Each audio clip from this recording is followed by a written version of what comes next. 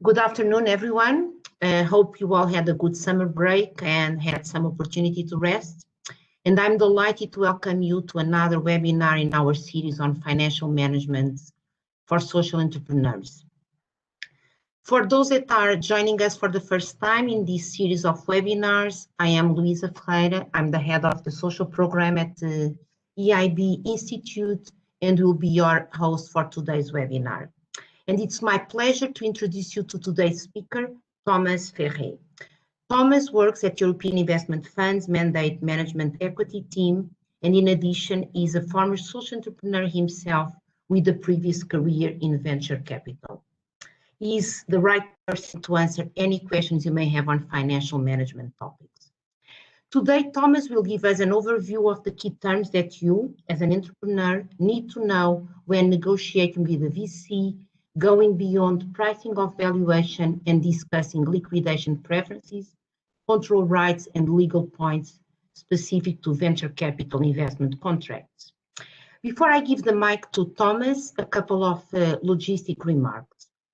First, note that the webinar is being recorded and will be available in a few days in our own YouTube channel, together with all the webinars we have developed for the SIT alumni. Second, and if you have any issue with your audio, please make sure it's connected, or usually it works, just rejoin the call. You have several ways to interact with us. You can use the raising hand option, giving other type of feedback, or chat and Q&A. Please, if you use chat and or Q&A, always use the option send to all panelists. And if you have questions for Thomas, I would encourage you to use Q&A rather than chat. At the end of the webinar, I will be asking you to answer a short survey, so please stay with us. Thank you, and it's now time to invite Thomas to join us. Thomas, the mic is yours. Thank you.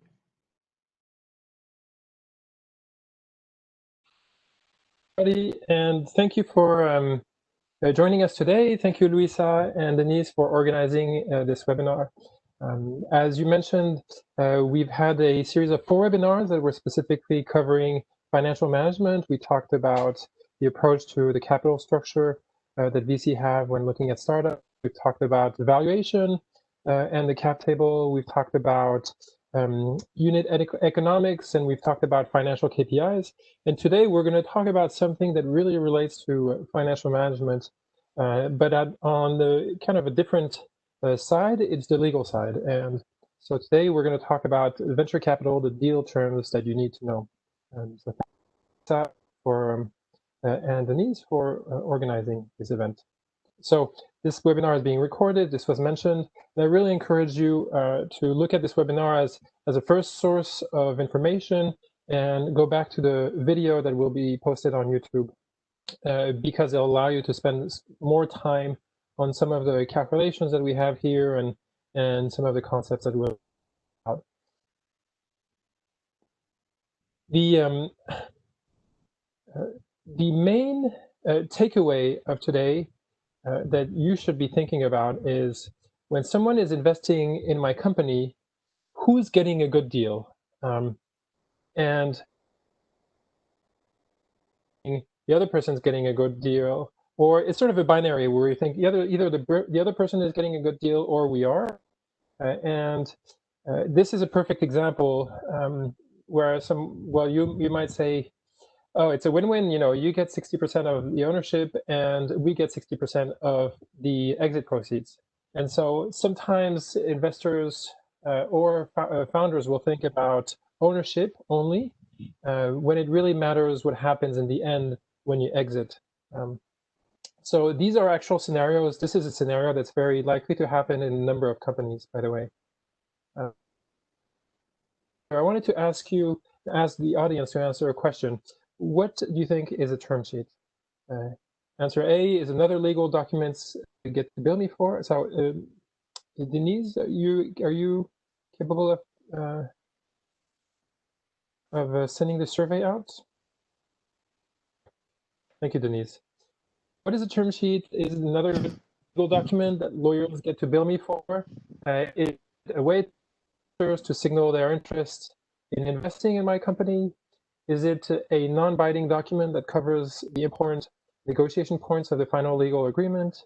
Or answer D, a binding document that commits the investor to non-changeable terms of investments, and upon signing, he becomes a shareholder. So I'm very curious to see what you're thinking about when you're hearing the words term sheet.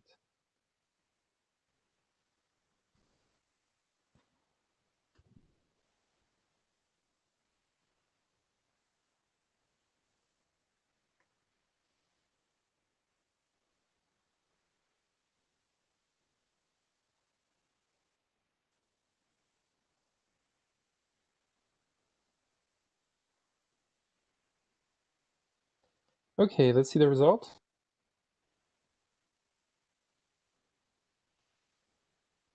Okay, 64% non-binding document. That's exactly it. A term sheet is a way for you to establish, so let's say,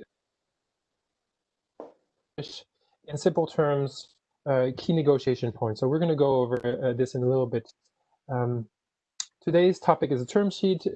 Here's what we're going to cover. Just as a reminder, I've mentioned this already, that and in the few financial webinars that we covered, VC invest in return maximizing equity type of investments with risk minimizing debt features. So that's really important to keep in mind when you're thinking about all these components of why all these clauses around equity investments. Venture investors always start a conversation with valuation. With that said, the bulk of your negotiation is ironed out in a simple document called the term sheet and covers a lot of clauses. In particular, all the rights that come with the new shares that can completely alter the cash relationship between you and your investor over time. The two fundamental topics covered in the term sheet. So we're going to go over these two sections. One point just about closing. The term sheet really leads to the closing, and closing takes a lot more time than planned. You need to get your fundraise approved at the board level and shareholder level, generally a year before, to validate the next year's budget, the fact that you're going to be raising money. And then the closing date is usually when everything happens, when everybody signs, and so you have an extraordinary. When people talk about closing, they talk about that specific event. That generally after the seed round, where perhaps things aren't necessarily written on a legal document, after the seed round, once you have official institutional investors, then this really becomes a whole governance process. And part of the closing, you have two documents. Investment agreement. It's also called a share purchase agreement, and that's the agreement that focuses on the transaction itself. There's a few clauses about what you represent and what the investor represent during the transaction, about warranties that they make and you make, about what happens if the investor doesn't pay, etc. And about the evaluation. But in essence, it's a 10 to 20 page long document that covers exactly and only the process of buying the shares. And there's another document that are as part of your two closing documents, that is the shareholder agreement, and that focuses on the relationship between shareholders after the investment. It can reach between 80 to 100 pages, sometimes more. It gets more complicated over time, and these documents are the reason why we try to have a term sheet, which is a binding way to talk about the main points that are covered in the investment agreement and the shareholder agreement. Oftentimes, these agreements have a lot of template and legalese terms, and what happens in the appendix is very important. So the appendix is not secondary. Sometimes it's very much the most important part on certain topics that you'll see in your investment documents. I said this already a few times. A term sheet is a simple, non-binding legal document. Very important. That sets out in plain English the decisive relationship terms of the investment agreement and of the shareholder agreement. It focuses on two aspects: control and economics. I've mentioned already a few things. Let's go over more specifically what is in a term sheet. And so 6 questions, 6 answers potentially that we have here. What is in a term sheet? Answer A, company valuation and amounts raised. B, terms that discuss who gets how much when I sell. When I sell, you get this much, I get this much. Discuss who gets what when my company has a voting rights, things investors get to approve and veto and how they're rights and obligations pertaining to future transactions of shares of my company. That's a lot of rights around all of the above.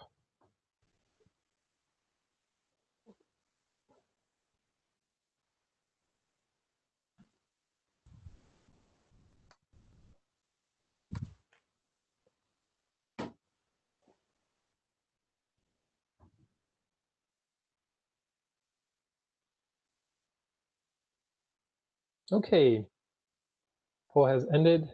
And thank you everybody for answering. And in fact, yes, it's all of the above. It discusses it. I have a reference document that I at least wanted us to use in the case where you might have that you could go back to. I think these are fairly good documents, and the link is at the bottom of this slide. I have it on a few slides. Basically, it's the Swiss Venture Capital Association that shares templates of investment agreement and shareholder agreement and term sheets. Not to say that these are the best ones, but certainly they're really good, and they'll get you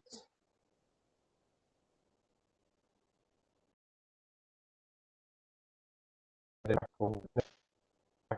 term. So making sense of the term sheet. I've already talked about the 2 areas of the term sheet. One is economics, and economics you'll have valuation, you'll have employee, you have liquidation preference, and anti-dilution. These are the 4 topics, if you will, that I'm going to talk about. And then in control, you're going to have a section on future transactional rights. Now, I put all these 5 rights into one bucket, which I call future transactional rights. There's other clauses that takes quite a bit of space, which is the voting rights and qualified majorities. We're going to go over that, what that means. And then there's a third part that I'm going to talk about today, which is the board composition. Everybody knows that they're going to get a board and they need to compose their board and put it together, and how that's being done legally. But at least I wanted to give you a few pointers to how to think about it. Okay. So the essence of a term sheet and why you're having such a long conversations with your investors is because legal and economics is all about anticipating all the scenarios. A chart that I took from CBS is the fastest one I could find online, and it's 10-year rate forecasts over a period of 15 years by economists' expectations.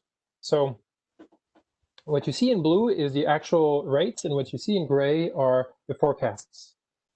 And what you can see is that the specialists, the people who are supposed to know how things are going to go and are paid a lot of money to forecast, they get it wrong most of the time. You can see here there's basically 1, 2, 3, 4 occurrences out of 3 times that amount of iterations. So investors, the venture capital investors, really take that into account, and they're trying to say, okay, we're used to having some portfolio companies that don't make it out well, that sort of fail or do down rounds. What happens? How do we manage that? Some really have successful rounds. Some are sort of go well, but not so great. How do we how do we coordinate conversations around this? So this is important because you're going to have conversations about all the scenarios that are going to happen, and you're going to be able to really also due diligence your own investors and see how they're reacting to various conversations to say, is that really someone I'm okay having as an investor, because they seem very, very aggressive, or they seem for me. So let's talk about economics first. We'll cover the topic of valuation. We have a whole section available online on YouTube. And so I'd really like you to go back to that if you have questions about valuation and cap table and how VCs calculate value, one way VCs calculate the value of your company. What I want to talk today about is the difference between pre-money and post-money. In many conversations of entrepreneurs that are raising, come to the market talking to VCs or business angels and say, my company is worth, let's say, 2 million or 1.5 million. And in their mind, it's, well, that's what it's worth today, and then we're going to add money and it's going to be worth more. And the VC's mind, it's, oh, it's 1.5, so you're raising 500. You know, I'm owning a third of your company. Well, it's not really want to make, at least I want to make it clear of the difference between those two key terms. So let's say your company is 1.5 million and you're raising 500K. You've got an investor that's coming in as part of the 500K with 100K. And if we're talking about pre-money, 1.5 million, then you're adding the shares, 500K, and then he's going to own 100K out of the 2 million, and so he's going to own 5%. If you're talking about post-money, it's going to be 6.7%. He's going to own 100 that he invested in a company that after the round is worth 1.5 million. And so that's important to at least have clear from the beginning. And when you think about this, now that this is clear, you need to think about that this is the start of a conversation. Ownership can be very different than share of exit proceeds.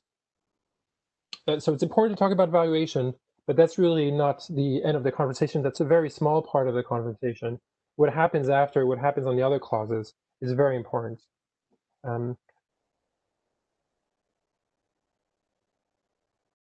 Pre-money, post-money conversation that you're having is about employee ownership.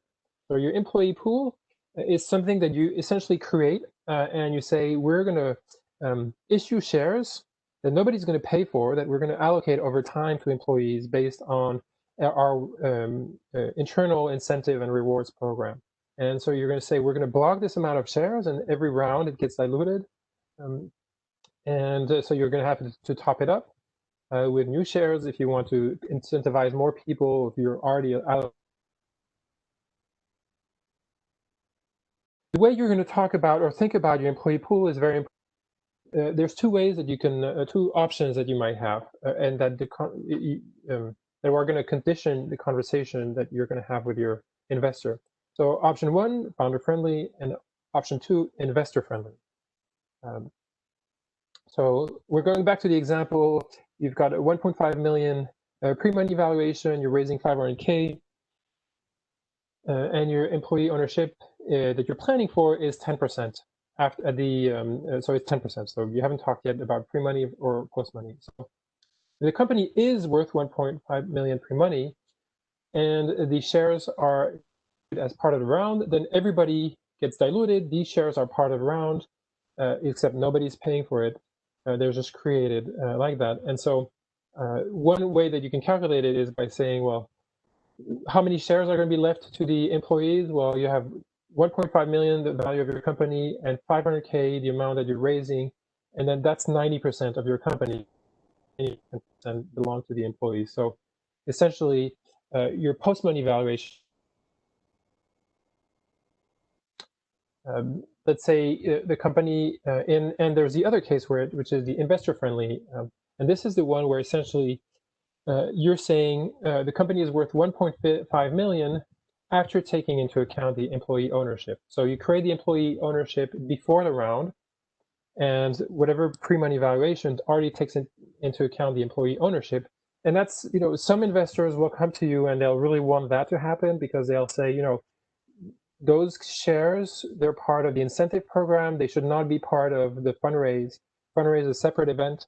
So you need to consider that as part of your pre-money valuation. So that's going to be a conversation that you're going to have. It's going to be a big point of negotiation. for some investors. And here, the implications of it would be that essentially one way to look at it is if it's 1.5 million, including the employee pool, then your company is valued at 1.35 million before the employee ownership. So, okay, important elements of the economic side of the term sheet, and I think two simple aspects. We're going to go now into the more difficult and the more sophisticated conversations that you're going to have with your investors around liquidation preference and anti-dilution.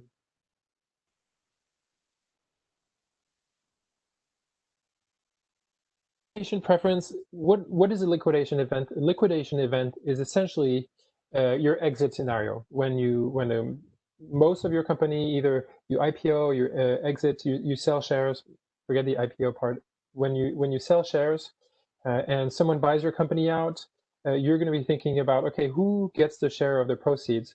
Well, all that is going to be determined in your you raise as an investor is usually a preferred share class of investment, and each preferred shares are going to have their own liquidation preference. So what's important to remember here is that the valuation of the round is the entry point of investors, but it doesn't determine the exit point of investors. In many instances, you're going to see later, in fact, the exit point is defined by the liquidation preference. I talked about the class of shares that they invest in. These class of shares are preferred shares. Preferred shares have an interest attached to them that's usually paid in kind. So it's called PEAK, just so you know. And I've talked about these various bullet points. There's two types of participation for liquidation preference that exist. One is non-participating. So non-participating is you either get your principal and interest, or you convert and you get your ownership equivalent of the exit proceeds. Let's stop here for a minute to really make sure that this topic is very clear to you, this concept. When a VC investor is buying shares into a company, they're not going to buy common stock. When you buy shares on the stock market, you're going to buy common stock in most cases. Common stock means everybody has the same rights, etc. Preferred shares, there are specific rights attached to preferred shares. There's an interest that gets paid to the preferred shares, and there's a price of conversion that gets attached to the preferred shares. So when an investor buys into your company as a VC investor, he either has the ability to sell his principal of an interest in the preferred share, converts into the common share and sells his common share. In a non-participating situation, he has to choose between one or the other, which is different than in the participating situation where the investor will get his principal, his interest, and his ownership equivalent of the exit proceeds left. And so that means that the share of exit cash may look very different than the actual ownership structure.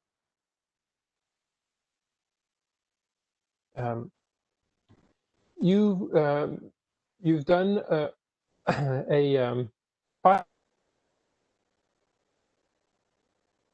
money. So investors altogether own 25% of the company through preference shares. Let's look at these four scenarios. There's a scenario where you have a 10 million exit, you've got a 5 million exit scenario, you've got a 2 million exit scenario, and then you've got a 1 million exit scenario. So essentially you have two exit scenarios that are above your last valuation post money, and you've got two scenarios that are at or below that valuation post money.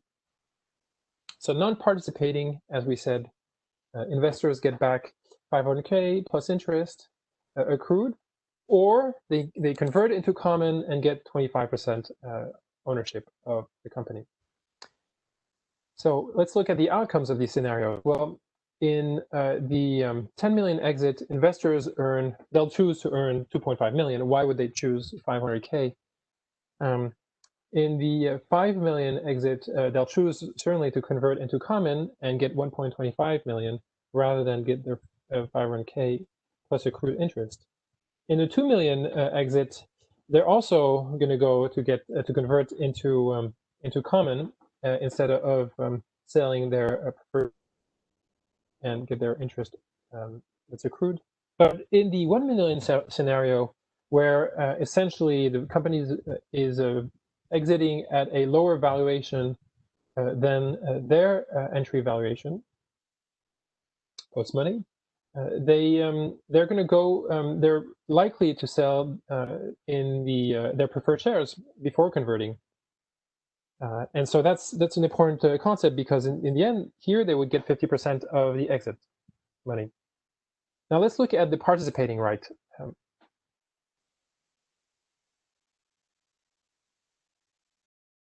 One in which you have no floor or no cap. So a floor and a cap is basically a way to limit to set a bottom and a maximum, a minimum and a maximum, the return that an investor could have. And this really happens when you've got a company that's a lot of risk, that really needs financing, that really doesn't have a negotiation power. So an investor will say, yeah, we need a minimum of 3x our money, or we need a minimum of 5x our money because we're taking a lot of risk. So it has to be worth the opportunity. We feel like your company will go bust in a year and a half without that money, and we need to add operational value. In other words, they've got leverage. So I've got two columns. The right column, participating with cap. And remember that in the participating case, the investor gets their money back plus interest, and they get a percentage of the company that corresponds to their ownership share after conversion into common. But that off of the total exit cash minus the preferred shares paid out. So the commons are always the last to get their payout. You as a founder, your first, most of your shares might be in common shares, and unless you continue reinvesting through the rounds. But anyway, so if we look at the four scenarios, 10 million exit, 5 million, 2 million, and 1 million, they're going to get more than 25% of the exit scenario in all cases. In the 10 exit, they're going to earn their 500K plus interest, and then 25% of 10 million minus 500K plus interest. So that's a total of 2.8. So that's nearly 30% of exit. It's 28.7%. In the 5 million exit, they're going to get 32% because they're going to get their interest and their principal, and then they're going to get 25% of 5 million minus 500K, so 25% of 4.5 million. In the 2 million exit scenario, they get nearly 50% of your company. They get 44%. And in the 1 million exit scenario, they get 625K, so 63% of your company. Now, if we go back to the beginning, you've raised 500K, so you let go of 25% of your company. You kept 75% of your company ownership. And in the case of 1 million exit, you get 27% of the cash proceeds. So that's really what I was mentioning in my first cartoon at the beginning.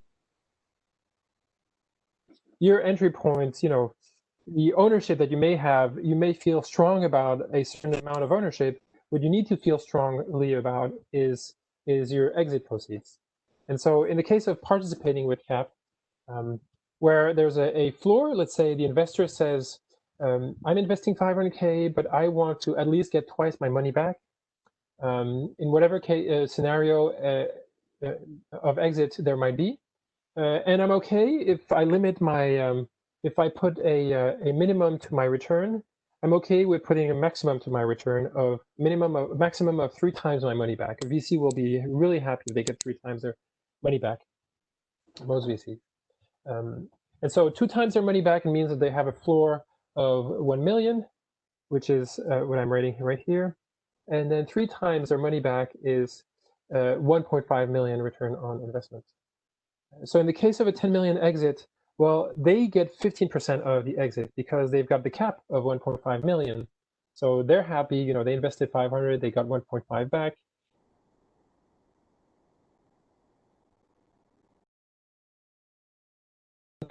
Or 25%, or 20 shape of company. In the 5% exit scenario, you get 30% because immediately, so actually they get 30% because they get their maximum, they get the ceiling of 1.5. In the 2 million exit, they get 50% because they have the floor of 1 million. And in the 1 million exit, they get 100% of the proceeds. Now, of course, there's a legal agreement. And so technically, legally, they're allowed to get that amount. But in fact, there's always some negotiations with some investors. Some investors might say, no, this is the reality. We signed this agreement. You said yes to that, and that's that. In reality, many investors will, because in fact here, it will be just like this scenario, because your cap nor under you're under your cap and above your ceiling. So like,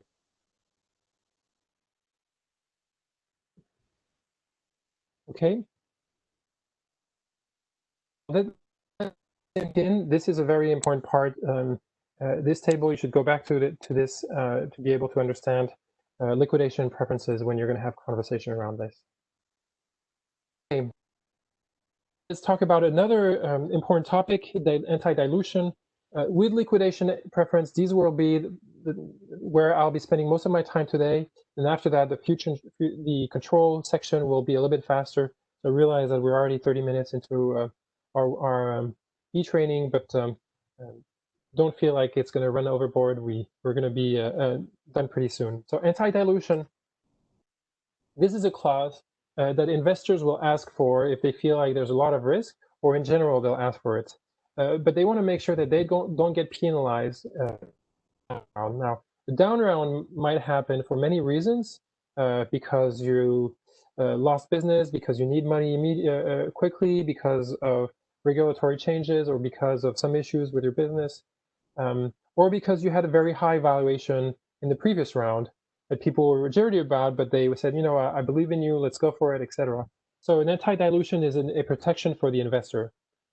And there's two options to structure anti-dilution rights.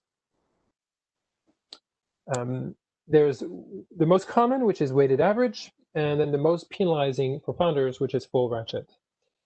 So in general, this process, by essentially allocating extra investors covered by these rights, extra shares to make up for the difference after the down round. So most common weighted average. Essentially, a weighted average method is a way to readjust the price of the last of the investors that are covered by the anti-dilution clause by putting a weight on the total shares before the down round and the total shares raised during the down round, the total shares after the down round. So that's essentially how you have to see it.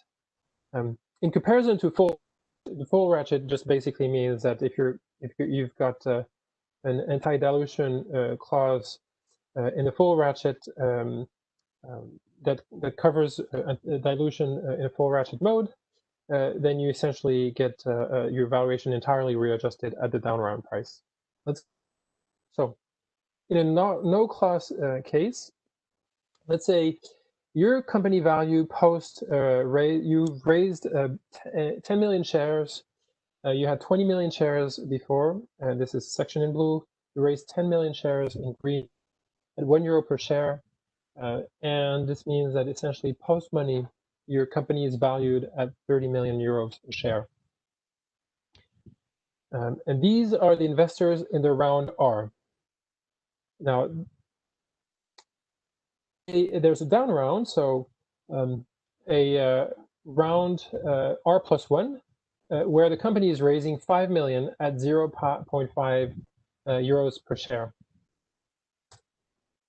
that's what happens. So your company just raised 10 million shares for half the amount half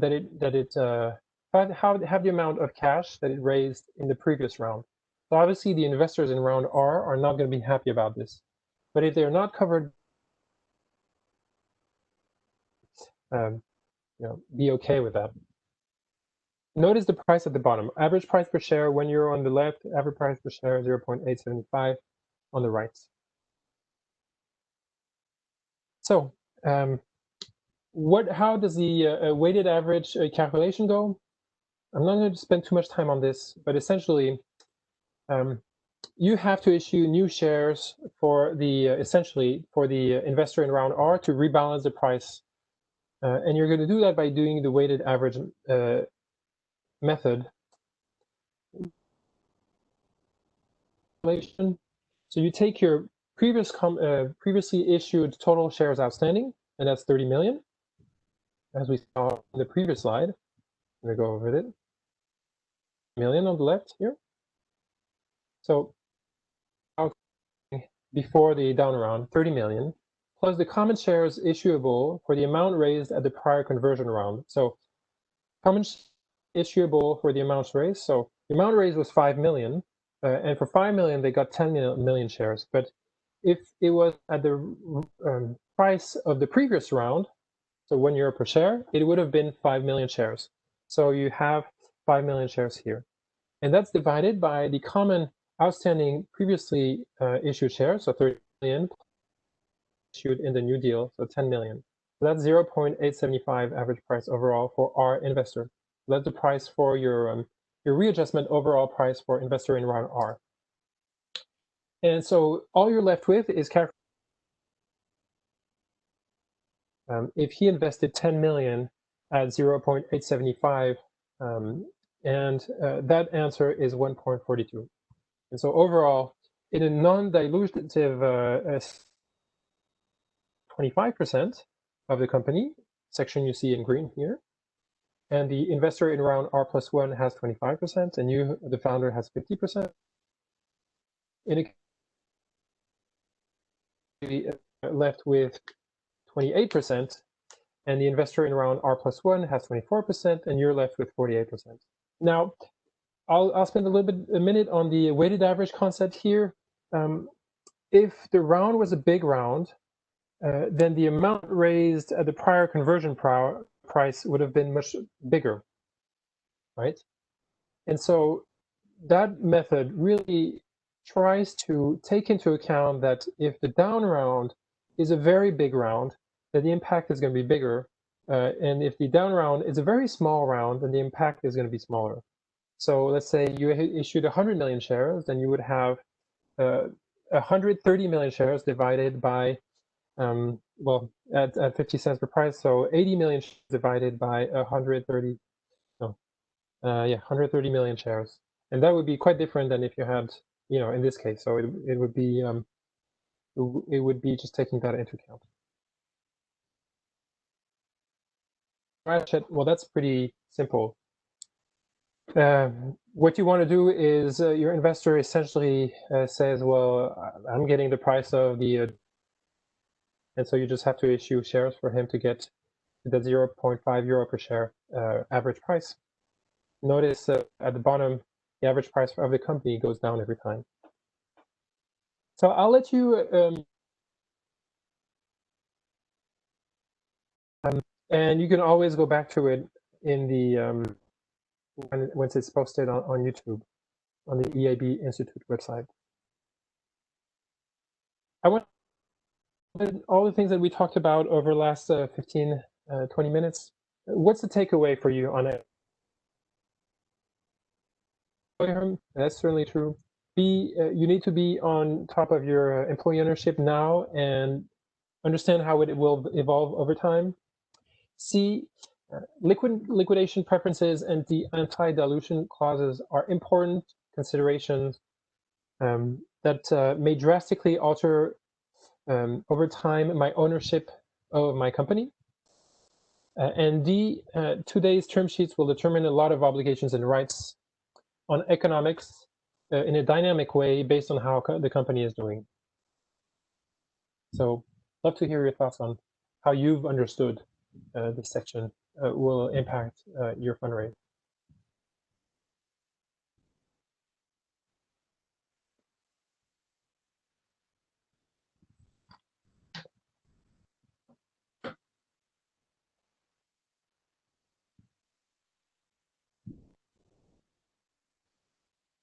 Okay, poll has ended. And yes, for those who answered A, you need a good lawyer. I'll talk about this a little later. Liquidation preference, so you're absolutely right. I mean, any of these answers would have been a good one. But I think it's interesting to hear what essentially how you're looking at all of these and what's important for you. Today's term sheet will certainly determine a lot of obligations and rights on the future, and it's also very important to understand that because the more complex a term sheet is, the more complex your shareholder agreement is. The more complex your shareholder agreement is today, the more complex it's going to be through time. So it's really important to complex, but also you just imagine once you have 5 or 6 classes of shares, preferred shares in your company, and they all have different liquidation preferences. Just letting you think about that. So, okay, we're going to talk about control. So, when you're a seed or a very early stage startup, you're thinking about products, you're thinking about sales, you're thinking about team culture, you're thinking about going for it. Through time, you're going to start to understand the value of governance. And as part of governance is what are the process by which decisions are made? And part of that governance also concerns the shareholders, and it's what kind of control they have over your company. So this section that we're going to go over today is the importance of keeping control and clear and transparent, but also for you to have a very good sense of what are the rules of behavior within your company.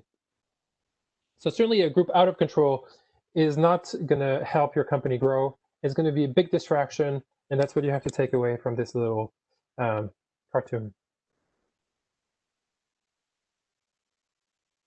Rights, and then we're going to then talk about voting rights, qualified majorities. I've talked about this earlier, and then board composition.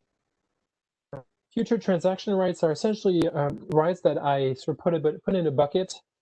These are rights or obligations that apply to investors as part of this round that will determine their position in future rounds. Future rounds being future transactions being future rounds or exits of other investors, etc. So pro rata. So the pro rata rights is important rights that you'll see everywhere. It's the right to participate in future rounds to keep your percentage ownership and benefit from new rounds preferences. So if you own 30%, if you're an investor and you own 5% or 10% or 30% of the company and you have the right to participate pro rata, it means that future rounds you'll be able to buy pro rata of an investment. It may also cover the exit of certain investors where you might be able to buy a certain number of shares to keep your ownership or to increase ownership in the company based on other investors participating. And as a founder, how do you think about this? You have to think about that sometimes you want your investors perhaps to just stay at a certain class of shares and not to continue investing throughout. That's, for example, the business angels might say, I'm only interested in doing investments at the business angel stage. Certainly, I want to be protected in the downside, or if you stay too small for too long, I will continue investing perhaps. But they don't want to, if they participated in a 1 million euro round, they're not going to be participating in 1 billion euro round, to give you a sense. As opposed to that, of the right to participate in future round, you have the pay to play. And the pay to play is the obligation to participate in future rounds to keep your ownership and preferences. Now, this is very much of a punitive rights. And a founder may look at this right and say, I need to have this as part of my terms with my investor. because they're coming in at a time where there's an opportunity for them. They're getting perhaps a down round or a sweet valuation, and we're in an inflection point, or we just have a bad moment right now because of COVID or whatever. And we need to be able to, we're going to raise more money fairly soon, in the next year and a half, but that's going to be under normal circumstances. Either way, I want this investor who's getting a good deal right now to continue investing. And the way you do that is by putting a pay-to-play obligation for that investor. If he doesn't respect his pay-to-play, he's going to get his shares converted into common and may lose his preference and will lose his preference rights. So that's clearly that's a point of negotiation in certain types of transactions. The right of first refusal is a classic right that you're going to have. You're going to see everywhere. Every time I've invested, we've always had a right of first refusal, and that's the right to match any offer to participating in buying shares. Essentially, you have an investor that's going to exit, and investors inside of a certain share class will say, I just want to be able to match any best offer for anybody exiting this company, because I'm cautious about the kind of investors that are going to come in, etc. I don't want someone to sell their shares to a cousin who's going to have a lot of influence on the board because they're selling 10%, let's say, or 15%, or enough board seat. So some investors will really want to have a right of first refusal.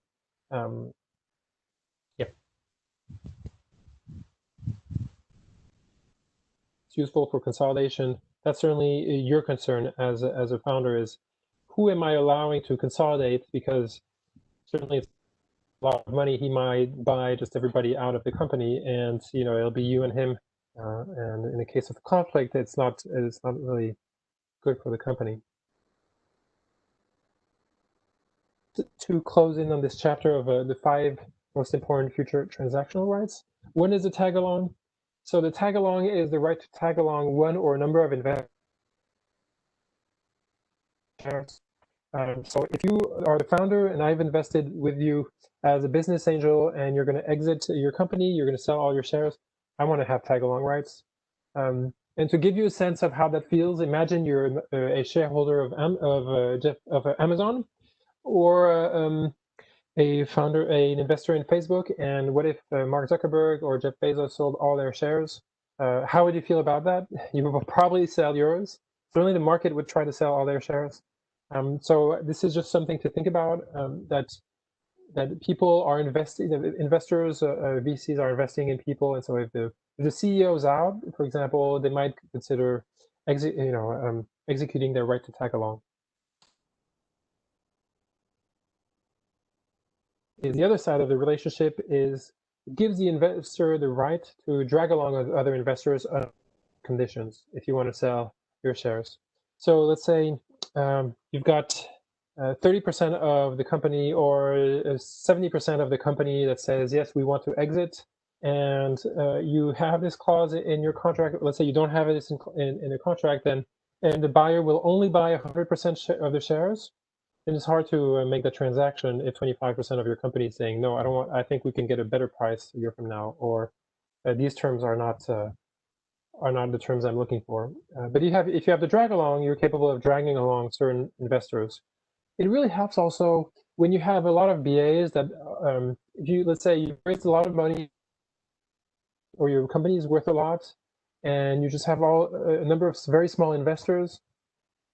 And for large investors to have the right to drag along 0.5% of your company, I would say that's a typical things to do, because you don't want to be spending weeks or hours or days looking for them to sign a paper for them to exit. You can just execute the exit if the offer is good. Okay.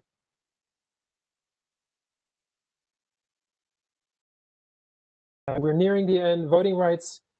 Basically, there's 2 types of voting rights. There's voting rights with a simple majority, where 50% of the actual voters. So at the shareholder meeting, if you've got 4 out of 5 shareholders, or shareholders representing 80%, if 50% of the shareholders vote in favor of something that has a simple majority rights attached to it, then that's good enough.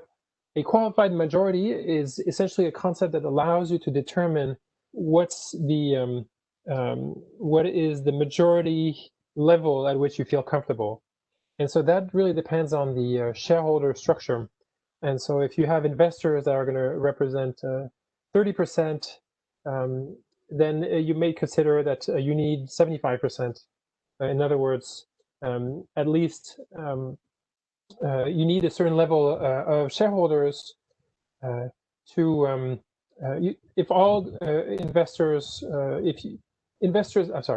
so investors with a qualified majority will look to that to say, if the founders are representing, or founders plus a certain class who we know aligns with the founders represent 70%, and we don't want them to vote anything they want, so we're going to set the qualified majority at 75%. And that's a way for them to say, at least we know that they're going to have other investors that are not typically aligned with them, that they need to get a vote to be executed. So hopefully that's clear. Sorry for the confusion. So these essentially, just like veto rights, if you have the right to say yes, it also means that you have the right to say no, and in particular in the case of a qualified majority, that applies to all voting members, not all actual voters in presence. They're here. I'm not going to spend too much time on this.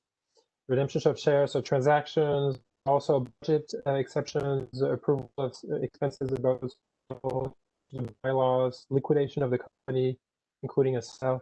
And then the board composition, things to consider for the board composition. A board with only company staff is not a board. That's an executive team meeting. So you need to have a lot of people from outside your board. Ask for expertise, ask for diversity. Think of your board ahead of the term sheet negotiation of if there's people within your specific, the VCs that you're fundraising with that you want, you should talk to them about it. One important element is diversity of background, diversity of gender, diversity of expertise. Certainly, it's really encouraged to have a variety of opinions, and so that's very beneficial to you and your corporate culture and getting that outside view. Get board members to work for you. A lot of boards have people that just give you an opinion. No, you need to get them to work for you. There's a few committees, so the committee framework is good for that. Typically, board will decide on compensation of the executive team and allocation of employee ownership stock. But you can have other committees, the audit, the growth committee, a committee that really focuses on growth and making sure that they do sales introductions, etc. You can have a committee that focuses on hiring as well. So anyways, think about how you want to make the best of your board. The VC board members are not compensated by you, and independent board members should be compensated by you. Respect the materials. So in the clause, you'll have information rights, and you'll also have a text in there that'll say how many days before the board meeting or the shareholder meeting you'll need to send the materials. That's very important to respect that. The final two final points. There's such a thing called a board observer. Technically, it's not a board member. It's someone who, on your own basis, can determine whether or not you want to get their input or just offer this as a transparency tool or as a sweetener to VCs. But they don't really have board rights, board voting rights, if you will. They just have board presence rights, and they can participate in the conversation, and you can use it, but it's a good way if you limit your board to a certain number of people to offer it as a sweetener to certain VCs or investors. And as you near your exit, make sure that you add and replace VC board members with industry experts. That's really well seen by the buyer. What is important about control? Let's recap. We've closed that section. Answer number A, need a good lawyer. That's a very important part of your success in the fundraising. Yes, you do need a good lawyer. I need to be on top of both control and economics of every fundraise. Yes, we've talked a little bit about this. It's sort of its independent section, but also ties with economics. It's always sort of a balance of what you want to negotiate. As a CEO, I need to understand closing is a full-time job that requires a solid understanding of my company. Really, when you're thinking about control, part of your term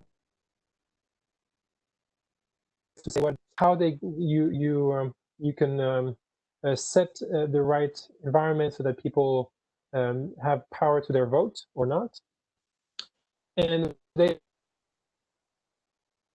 future fundraisers, in particular regarding control.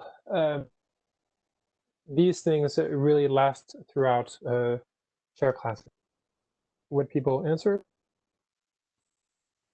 Okay, good. Control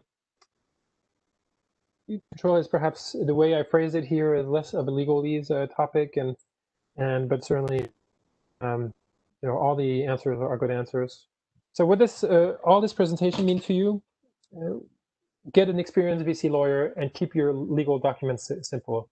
Now, some of you might be talking to lawyers that are not VC experts and that are doing pro bono, and you're thinking you're saving money. You're not saving money. You're just creating more future problems. So there's going to be a lot of costs later on for you to go over a very complex document that's not done by an experienced VC lawyer. So get an experienced VC lawyer.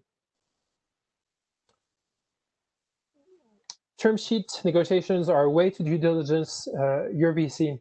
Understand what's important to them, understand how they think, and how they will be when things go bad or go well. Huh? If they're really not in agreement with you, move, or do they go in your direction a little bit? Do they try to hear you? What's their level of interaction with you? Point number 3, spend time on terms other than valuation. Certainly that's the point that we've made today. And I would say liquidation preference is a very important part of those.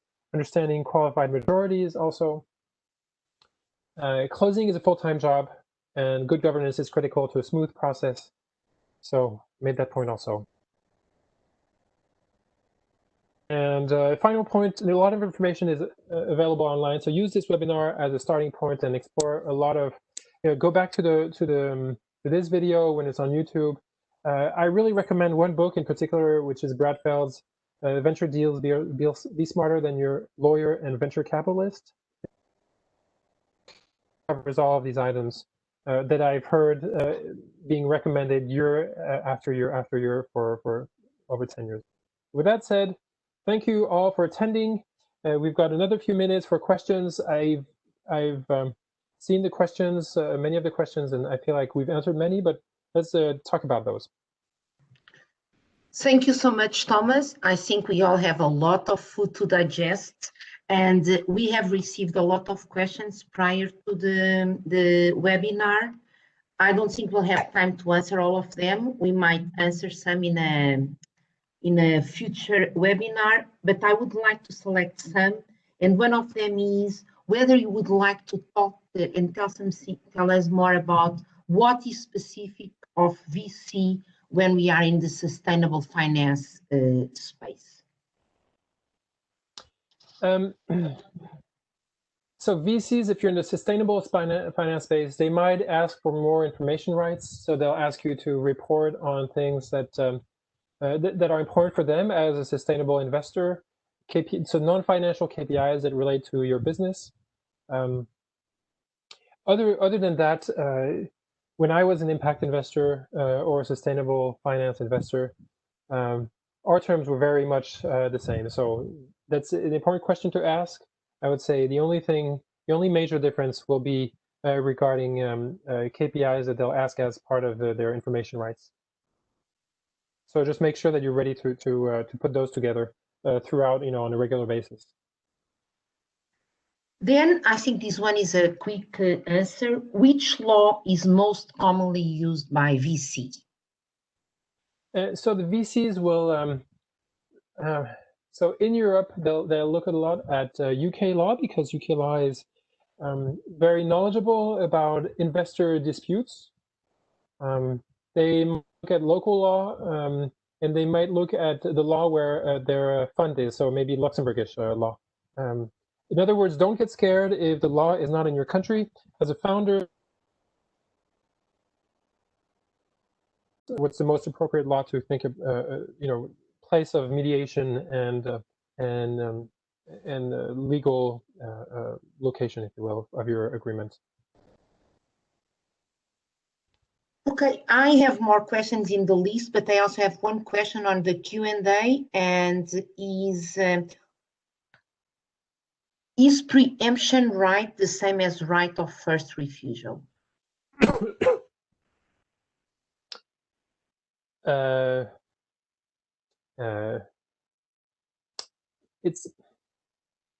It's a little bit different.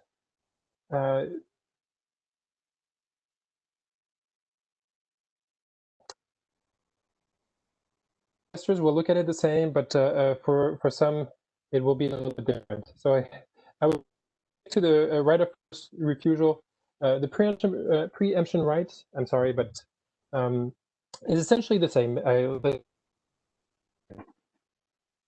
It allows you to sort of the concept in the final structure, if you will, is the same, but is the one is in the rights of first refusal, you sort of have to wait for the transaction to happen, and the preemption rights is sort of you have the option to buy out in that case an exiting investor. So since we are already over time, I'm just going to leave you with a final question, which is if you would want to tell us more about how negotiation around valuation takes place when there are multiple investors and investees. Well, that's also an easy question to answer. The way you have to manage your investors and look for who is the lead investors, and basically all the other ones will align with the lead investor. And so that's how you get rid of 90% of your conversation. You make sure that you keep a dialogue with your other investors, but usually they'll follow the lead investor, because that's the role that the lead investor takes on. He sort of hires the lawyer, he hires, he goes through the negotiation, etc. But he'll sort of represent the other investors who will align with that lead investor, because he's putting the most money. So obviously the conversation is more important with him. Thank you so much, Thomas. I guess that we'll leave all the other questions. I think that you answered them, but anyway, we'll leave them for the next seminar on financial management. And I encourage you all, if you have specific topics you would like to just share them with us, and then we'll share them with Thomas, and we'll organize another one with all your questions. So thank you, Thomas, and I would invite you to answer the short survey that is on your screen, and we'll have another webinar soon. Keep in touch and stay tuned for the details. Thank you, Lisa. Thank you, Denise. Thank you. Bye-bye, everybody. Bye-bye.